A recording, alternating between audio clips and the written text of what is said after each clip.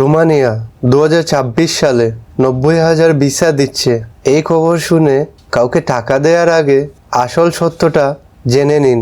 Romania আসলে 90,000 visa দেওয়ার সরাসরি ঘোষণা দেয়নি।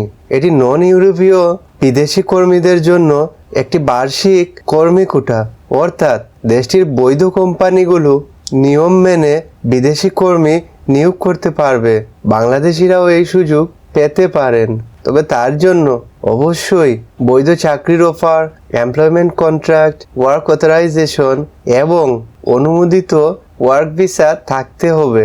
তাই যদি কেউ বলে এখনই টাকা দিন, ভিসা শতভাগ নিশ্চিত, সাবধান। টাকা দেওয়ার আগে কোম্পানি, চুক্তিপত্র ও ওয়ার্ক পারমিটের সত্যতা ভালোভাবে যাচাই করুন।